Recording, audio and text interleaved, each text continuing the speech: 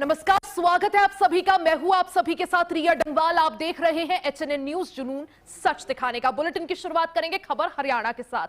हिसार में प्रदेश के कृषि एवं पशुपालन मंत्री श्याम सिंह राणा का कार्यक्रम आयोजित हुआ। कृषि मंत्री पहुंचे हांसी अनाज मंडी। किसान हित में नए नियम लागू किए गए हैं। समय के साथ सकारात्मक परिणाम दिखेंगे, ऐसा कैबिनेट मंत्री ने कहा। हिसार में प्रदेश के कृषि एवं पशुपालन मंत्री श्याम सिंह राणा ने अनाज मंडियों का दौरा कर खरीद प्रक्रिया का निरीक्षण किया। इस दौरान उनके साथ स्थानीय विधायक विनोद भयाना भी मौजूद रहे।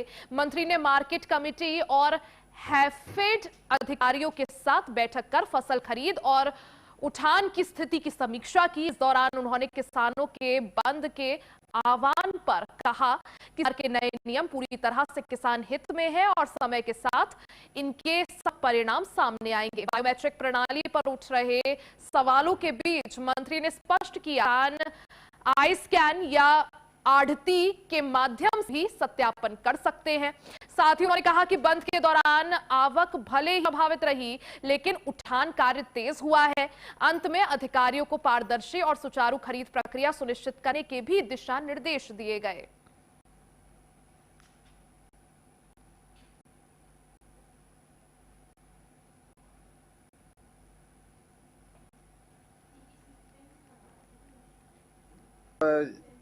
जाके किसानों की, आड़तियों की या कोई सरकार की तरफ से कोई कमी है वो दूर कराओ।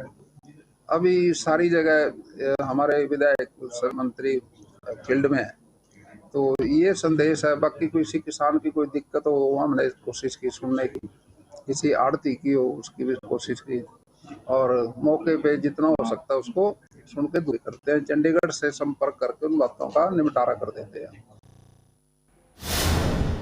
कुरुक्षेत्र के महर्षि वाल्मीकि आश्रम में भारत रत्न डॉक्टर भीमराव अंबेडकर की प्रतिमा अनावरण कार्यक्रम आयोजित किया गया। इस मौके पर हरियाणा विधानसभा अध्यक्ष हरविंदर कल्याण और मंत्री कृष्ण कुमार बेदी मुख्य रूप से मौजूद रहे। कार्यक्रम को संबोधित करते हुए हरविंदर कल्याण ने महर्षि वाल्मीकि आश्रम को तपोभूमि बताते हुए कहा कि यहां संतों ने तप कर समाज को दिशा दी है। उन्होंने बाबा साहेब के योगदान को याद करते हुए कहा कि उन्होंने देश को संविधान देकर समानता और न्याय का मार्ग दिखाया। उन्होंने कहा कि शिक्षित बनो, संगठित हो और समाज की भलाई के लिए कार्य करते रहो। बाबा साहेब का मूल संदेश रहा है। साथ ही उन्होंने कहा कि वर्तमान सरकार मेरिट के आधार पर रोजगार और व्यवस्था सुधार की दिशा में काम कर रही है, जिससे मेहनत करने वालों को उनका हक मिल रहा है। आज इस आश्रम में बाबा साहेब डॉक्टर भीमराव अंबेडकर जी की मूर्ति का अनावरण वो हुआ है। इसके लिए मैं सर्वसम्मत बहुत बहुत बधाई देता हूं। और इस मौके पर मैं ये जरूर कहूं कि बाबा साहब ने जो एक संविधान देश को दिया और बाबा साहब ने जो एक मार्ग समाज को दिखाया है कि हम शिक्षित भी हों, संगठित भी हों और समाज की भी हम लगातार तत्पर रहें। तो मैं समाज से अपील करता हूं कि लगातार हम बच्चों की शिक्षा की तरफ ध्यान दें, हमारे बच्चों के अंदर अच्छे मेहनत के संस्कार हों ताकि वो जीवन में आगे बढ़ सके। और वर्तमान सरकार जो बहुत गंभीरता से इस विषय पर काम कर रही है, चाहे वो व्यवस्था सुधार की बात है, आज जो एक फेयर रिक्रूटमेंट, एक ट्रांसपेरेंसी, पारदर्शिता के आधार पर नौकरियां देने का काम जो वर्तमान दौर में चला हुआ है, निश्चय से आज मेहनत करने वालों को उनका अधिकार मिलता है। भिवानी में उचित प्रेस वार्ता में प्रदेश महिला एवं बाल विकास मंत्री श्रुति चौधरी ने महिलाओं की राजनीति में बढ़ती भूमिका को लेकर बड़ा बयान दिया। उन्होंने नरेंद्र मोदी के विजन का जिक्र करते हुए कहा कि साल 2029 के चुनाव में महिलाओं को 33% आरक्षण मिलेगा, जो लोकतंत्र में ऐतिहासिक बदलाव होगा। मंत्री ने नारी शक्ति वंदन अधिनियम को ऐतिहासिक कदम बताते हुए कहा कि इससे देश की आधी आबादी को नीति निर्माण में और नीति निर्धारण सीधी भागीदारी मिलेगी। उन्होंने कहा जब महिलाएं विधानसभा और लोकसभा में नेतृत्व करेंगी तो समाज। श्रुति चौधरी ने पिछले वर्षों महिला सशक्तिकरण सशक्तिकरण का स्वर्णिम काल बताते हुए बेटी बचाओ बेटी पढ़ाओ जैसे अभियानों की सफलता का भी जिक्र किया। साथ ही विपक्ष से अपील की कि बिल के प्रभावी क्रियान्वयन में सहयोग करें, क्योंकि महिलाओं का उत्थान पूरे राष्ट्र का विषय है।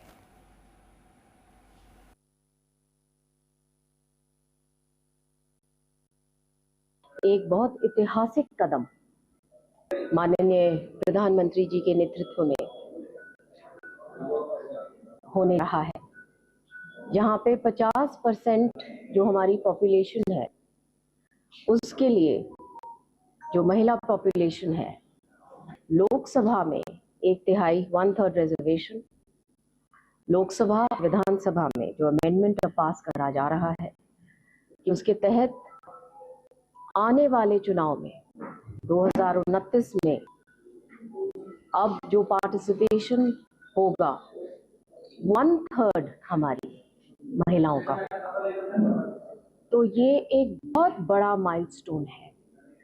और बाकी पार्टीज ने खाना पूर्ति करी और पास किया, लेकिन किसी ने इसका जो सिरे चढ़ाने का काम नहीं किया।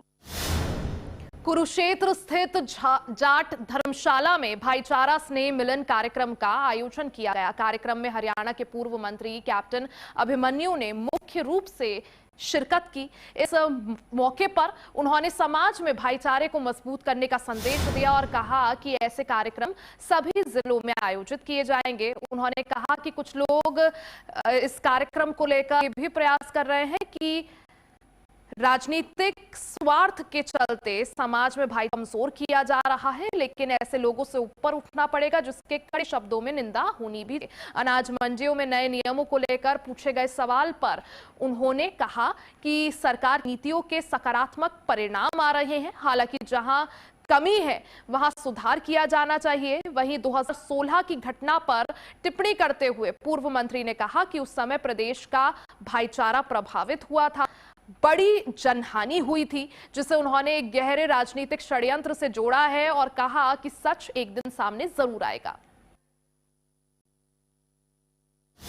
और ये एक प्रकार से ये समाज की धर्मशाला से ज्यादा ये तीर्थ स्थान के तौर पर इसका महत्व है।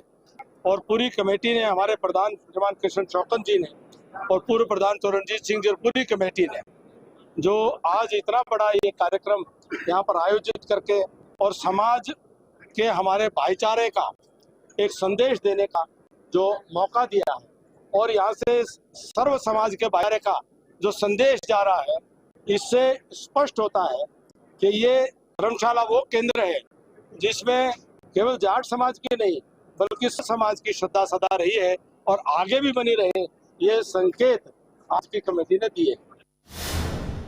कैथल की अनाज मंडी में इनेलो के वरिष्ठ नेता अभय सिंह चौटाला किसानों के बीच पहुंचे और उनकी समस्याएं सुनी। इस दौरान उन्होंने मंडियों में लागू गेट पास बायोमेट्रिक प्रणाली को किसानों के लिए परेशानी का कारण बताया। कार्यक्रम में प्रदेशाध्यक्ष रामपाल माजरा और वरिष्ठ नेता संपत सिंह भी मौके। चौटाला ने आरोप लगाया कि बायोमेट्रिक सिस्टम के चलते किसानों को फसल बेचने में दिक्कतों का सामना करना पड़ रहा है।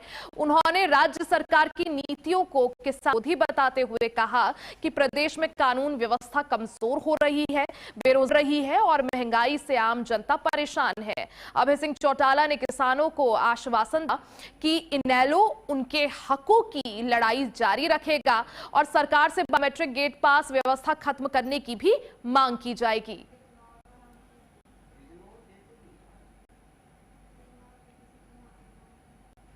मुख्यमंत्री से मिलकर के कहा जी, और मुख्यमंत्री ने आश्वासन दिलवाया था कि जो बात ने आपने हमारे सामने रखी है, चाहे वो लाइसेंस का मामला है, चाहे बायोमेट्रिक का मामला है, चाहे गेट पास की बात है, हम आपकी बात से सहमत है कि लोगों को समस्या नहीं चाहिए। हमें विश्वास दे करके भी मुख्यमंत्री अपनी बात से बदल गए। आड़तियों के लाइसेंस तो इन्होंने एन आखिरी समय पे रिन्यू करने का काम किया है। हमने महामहिम से समय मांग लिया मिलने का, महामहिम के पास जब हमें, तो महामहिम ने भी सरकार से कहा और हमारे मिल्क का भी सरकार के ऊपर दबाव बढ़ा, तब जाकर के मंडी के लाइसेंस व्यापारी के रिन्यू किए, और वो भी 6 महीने के लिए किए, साल के लिए। वो भी हर साल 1 साल के लिए होता है, जबकि साल के लिए करना चाहिए था। ये आइता हूं लाइसेंसों को खत्म करना चाहते हैं। सतलोक आश्रम के संचालक रामपाल ने जेल से बाहर आने के बाद अपने भक्तों के लिए पहला वीडियो जारी कर दिया है। वीडियो में उन्होंने कई बड़े दावे किए। करीब 8 मिनट के संदेश में उन्होंने कहा कि जेल जाना उनकी लीला का हिस्सा और संघर्ष के बाद उनका विस्तार और ज्यादा हुआ है। रामपाल ने 2006 के करौंथा आश्रम और 2014 के बरवाला सतलोक आश्रम का जिक्र करते हैं कि उन्हें कई बार उजाड़ा गया, लेकिन हर बार वो और मजबूत है। उन्होंने दावा किया कि पहले उनके पास एक ही आश्रम था, जबकि अब 13 से 14 आश्रम के हैं। रामपाल ने कहा कि सत्य परेशान हो सकता है, पराजित नहीं, और भविष्य में उनके संघर्ष के और विस्तार की भी बात कही। साथ ही उन्होंने अपने भक्तों को संघर्ष के दौर को याद करते हुए भक्ति मार्ग पर बने रहने का भी संदेश दिया।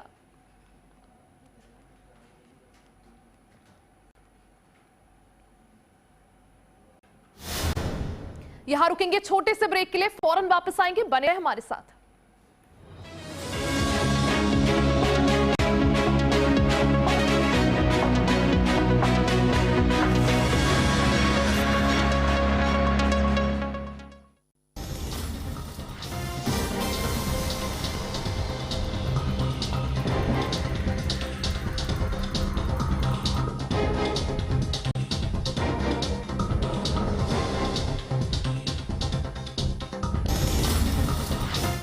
आइसक्रीम खाओगी? जंगल में आइसक्रीम मिलती है।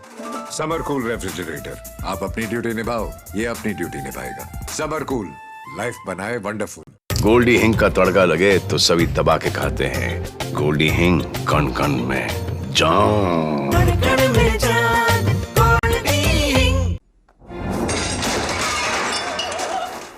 फर्श की टाइल्स को चेंज करो, बड़ी स्लिपरी हैं। थर्मोकूल वॉशिंग मशीन। थर्मोकूल, इंडिया का नया अंदाज। जहां हर खबर है पहाड़ों की तरह खूबसूरत और हर मुद्दा है उतना ही दमदार। चार धाम यात्रा हो या बारिश का अलर्ट, पहाड़ों की सुरक्षा हो या सरकार के बड़े फैसले, हम बताएंगे आपको हर वक्त हर खबर के साथ। नई उत्तराखंड की नई आवाज, खबर उत्तराखंड, HNN न्यूज पर।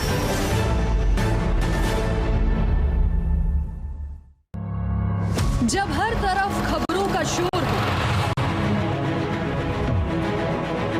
जब सच और अफवाह में फर्क ना हो, तब एक चैनल उठता है सवालों की रोशनी लेकर, आपके हित की आवाज बनकर। HNN न्यूज, जुनून सच दिखाने का।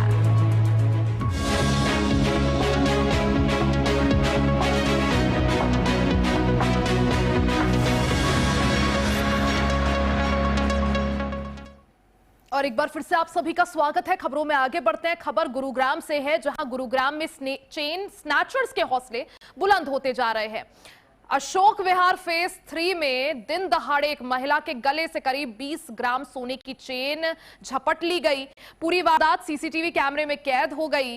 गुरुग्राम में चेन स्नैचर्स के हौसले बुलंद होते जा रहे हैं। ये सीसीटीवी कैमरे में जो तस्वीर कैद हुई है वो भी सामने आ गई है। अशोक विहार फेज 3 में दिन दहाड़े महिला के गले से करीब 20 ग्राम सोने की चेन झपट मारकर स्नैचर्स जो है फरार हो गए। झपट्टा मारा और देखिए उसके बाद बाइक में कुछ स्नैचर्स आते हैं, महिला के गले से चेन पर झपट्टा मारते हैं और उसके बाद फरार हो जाते हैं। बताया जा रहा है कि आरोपी ने पहले झपट्टे ही वारदात को अंजाम दिया और मौके से भाग निकला। पूरी घटना पास में लगे सीसीटीवी कैमरे में कैद हो गई। घटना के बाद इलाके में दहशत का माहौल है। सीसीटीवी फुटेज के आधार पर आरोपी की पहचान कर उसकी तलाश शुरू कर दी गई है।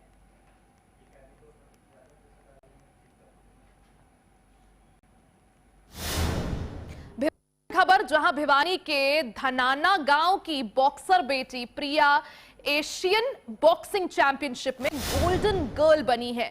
रविवार को प्रिया का भिवानी पहुंचने पर भव्य स्वागत हुआ। हर कोई अपनी बेटी को सराखों पर बैठाकर झूम रहा था। प्रिया ने 60 किलोग्राम भार वर्ग में स्वर्ण पदक जीता। खास बात यह रही कि प्रिया ने हर मुकाबला बिल्कुल विश्व स्तरीय ढंग से लड़ा। गोल्डन गर्ल प्रिया का भव्य स्वागत की ये तस्वीरें। खास बात यह रही कि प्रिया ने हर मुकाबला विश्व विजेता प्रतिद्वंदियों को एक तरफा हराया। अपनी जीत और भव्य स्वागत से खुश हुई प्रिया। इस दौरान उन्होंने कहा कि ओलंपिक में विजेंद्र सिंह बॉक्सर के मेडल से प्रेरित होकर उन्होंने 2016 में बॉक्सिंग खेलना शुरू किया। परिवार का पूरा सहयोग मिला और कोच के गुर से ये गोल्ड मेडल जीता। प्रिया ने कहा कि अब इसी साल होने वाले कॉमनवेल्थ गेम्स, एशियन गेम्स और साथ में 2028 में ओलंपिक खेलों में भी देश को गोल्ड दिलाने की कोशिश करेंगी। वहीं कोच महावीर ने कहा कि प्रिया तीसरी बार एशियन चैंपियन बनी है। कोच का कहना है कि प्रिया पहले से कहीं और तेजी से देश को मेडल पर मेडल दिलाएंगी।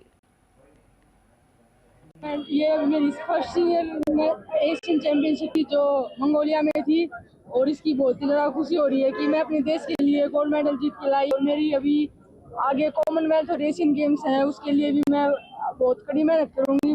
मुझे गर्व है कि मैं अपने देश के लिए फिर से गोल्ड प्राप्त करूंगी। जैसे कि बॉक्सिंग चैंपियनशिप में सबसे टफ फाइट होती है Kazakhstan, Uzbekistan, China.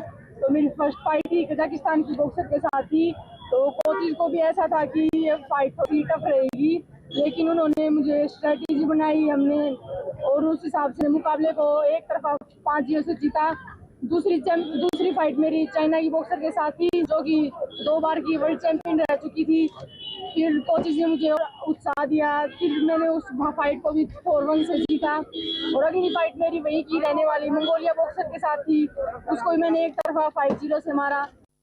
Elite women team का कोच रहा हूँ और क्या साई भिवानी में 2022 से रही है और यहाँ पर आने के बाद इसने 3 बार एशियन चैंपियनशिप में मेडल लिया है। पहला लिया यूथ एशियन चैंपियनशिप में ब्रॉन्ज, दूसरा लिया फिर अंडर 22 की एशियन चैंपियनशिप में सिल्वर और अभी रिसेंट लिया है एलीट विमेन एशियन चैंपियनशिप में गोल्ड मेडल। और इसने अपने आगे रास्ते सारे ओपन हो गए, इसके आगे के द्वार आने वाली कॉमनवेल्थ गेम्स और एशियन गेम्स और 28 के ओलंपिक के लिए भी इसके रास्ता पूरी तरह से अब तैयार है। और ये बेटी प्रियंका प्रिया बेटी नीतू हमारे परिवार का बहुत बड़ा नाम रोशन किया है। तो एक के बाद एक मेडल आ रहे हैं, गांव की बेटियां गांव का देश का नाम रोशन करें, कितनी खुशी होती है। बहुत खुशी होती है, गांव को भी होती है, परिवार को भी होती है, जिले को भी होती है, स्टेट को भी होती है, अपने देश को भी होती है। जब ऐसे गोल्ड आते हैं तो देश को भी बहुत बड़ी खुशी। कैसे सम्मानित किया जाएगा, कैसे स्वागत किया जा रहा है? अब ये देखिए आपका सारा परिवार गांव धगड़ा आसपास के सभी आए हुए हैं। वहाँ साईं हॉस्टल में प्रोग्राम है, कोचेज और इसकी बेटी के जो खिलाड़ी है वो साईं हॉस्पिटल में अपना प्रोग्राम करेंगे। अगली खबर झज्जर से है, जहां झज्जर में साहिल हत्याकांड में एक आरोपी की गिरफ्तारी के बाद नया खुलासा हुआ है। बताया जा रहा है कि कुछ दिन पहले साहिल ने योगेश की एक मारपीट की वीडियो गांव में वायरल कर दी थी, जिसके बाद आपसी रंजिश के चलते योगेश ने इसका बदला लेने के लिए साहिल की हत्या कर दी। बीते 8 अप्रैल को डीघल गांव में 3 युवकों ने स्कॉर्पियो गाड़ी में आकर साहिल की हत्या कर दी। इसके बाद रोहतक पीजीआई में साहिल को चिकित्सकों ने मृत घोषित कर दिया था। इस मामले में आरोपियों को पकड़ने के लिए पुलिस ने 5 टीमों का गठन किया था। वहीं पुलिस ने सीसीटीवी फुटेज खंगालने पर वारदात में शामिल 3 युवकों की पहचान भी की थी। इसी के आधार पर एक आरोपी की गिरफ्तारी हुई है। पुलिस अभी इस मामले में जांच कर रही है। 2 आरोपी पुलिस की गिरफ्त से बाहर है, जिनको पुलिस की टीमों की तरफ से पकड़ने का प्रयास किया जा रहा है। हम बहुत निष्पक्ष जांच कर रहे हैं। आरोपी का रिमांड कितने दिन कर लिया? 4 दिन। ये जो हथियार जो बरामद किए, ये हथियार बरामद अभी नहीं हुआ है, गाड़ी बरामद हुई। ये जो पकड़ा मैं इसके पास से कुछ बरामद की। अनुसंधान जारी है। प्राथमिक पूछताछ में क्या सामने आया? शिवम ने क्या बताया कि क्यों ये इनके साथ सम्मिलित हुआ उस रुमान में? ये कुछ पहले इनके संपर्क में आया था। बेरोजगार युवक है, गरीब परिवार का, और एमपी का रहने वाला है पीछे से। इसको यहाँ के लड़कों के कपड़े और गाड़ी देख के इम्प्रेस हो गया ये कि ये मेरे अच्छे दोस्त बन सकते हैं। इसने दोस्ती कर ली, वो इसे ले आए और फिर इन तीनों ने ये प्लान किया। कुरुक्षेत्र के पेहोवा क्षेत्र में आग लगने से किसानों की मेहनत राख हो गई। गड़ी सिंघा गांव के खेतों में खड़ी पकी हुई गेहूं की फसल में अचानक से आग लग गई, जो तेज हवा के चलते भौर सैयदा गांव तक फैल गई। इस हादसे में करीब 15 एकड़ फसल जलकर खाक हो गई। बताया जा रहा है कि पास के खेत में कंबाइन हार्वेस्ट से निकाली गई चिंगारी के कारण आग लगी थी, जिसने सूखी फसल को तुरंत अपनी चपेट में ले लिया। गढ़सिंघा के किसान हरदीप सिंह की करीब 7 एकड़, चंदन सिंह की 4 एकड़ और अजीत सिंह की 4 एकड़ फसल जलकर खाक हो गई है। किसानों को भारी नुकसान पहुंचा है। सरकार से मुआवजे की मांग अब किसान कर रहे हैं।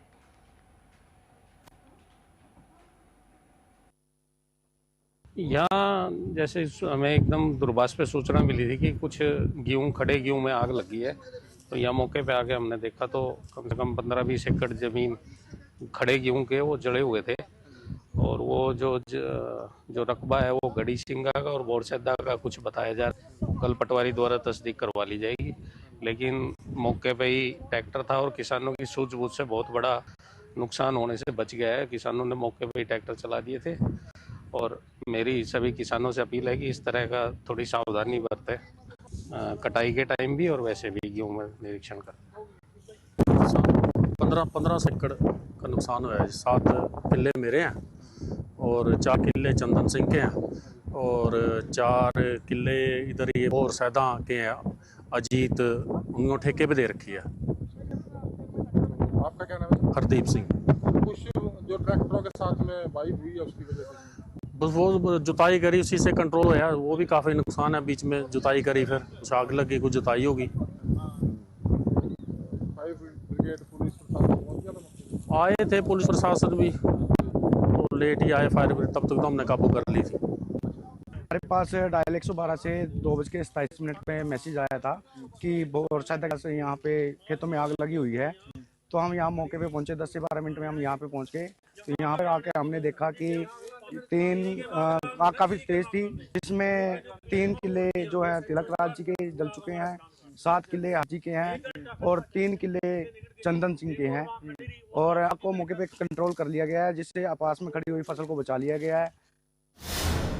हिसार में संयुक्त किसान मोर्चा के आह्वान पर किसानों ने सिरसा दिल्ली हाईवे पर करीब 4 घंटे तक जाम लगाया।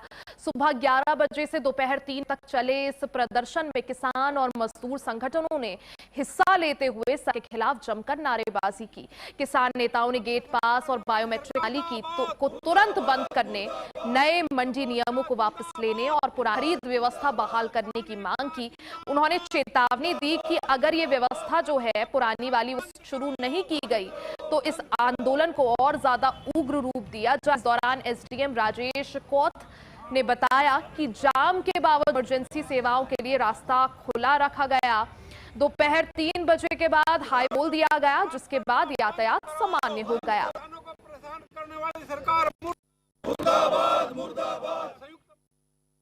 हरियाणा में आज संयुक्त किसान के द्वारा आज पूरा आह्वान किया गया कि 4 घंटे सांकेतिक रोड जाम किया जाएगा। और दोबारा सरकार नहीं मानती है तो शायद थोड़े आने वाले समय में अनिश्चितकाल भी करना पड़े। देखिए, बुजुर्ग हैं घर पे जिसके नाम जमीन है, उनको कि आप अंगूठा लगाइए, जो आ नहीं सकते बुजुर्ग वो कैसे आएगा? ट्रैक्टर ट्राली का नंबर हमारे तो जो टबुगी भी है, बैलगाड़ी किसी से भी हम अनाज लेके आ सकते हैं, हमारा ड्राइवर क्या आ जाएगा, हम किराए पे भी कुछ किसान लेके आते हैं। तो कैसे इन इतनी शर्तों को जानबूझ सरकार मतलब बरगलाना चाहती है? ये चाहती है कि मंडी से किसी तरह मंडियों को बंद कर दे, मंडियों से भाग, लेकिन हम ऐसा होने नहीं देंगे। सरकार से सीधी सीधी चेतावनी है कि या तो ये अनाप शनाप की शर्तें लगानी बंद।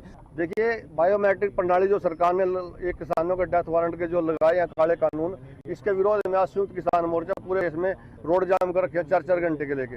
और आज हम रोड कर रहे हैं, उनके जो गाइडलाइन है संयुक्त मोर्चे की, और कल से हमारी भारतीय किसान नेता हर मंडी में बैठेंगे और कहीं भी मंडी में बिल्कुल ट्राली उड़ा देंगे गेट पे, ना कोई बायोमेट्रिक प्रणाली लागू होगी, ना किसी का गुंठा लगेगा, ना किसी को। हम सीधा ट्राली को अंदर बांटेंगे। अगर किसी में प्रशासन में सरकार में हिम्मत से रोक के दिखाए। खबर हरियाणा में फिलहाल के लिए बस इतना ही। बने रहे, हम आते रहे HNN न्यूज, जुनून सच दिखाने का।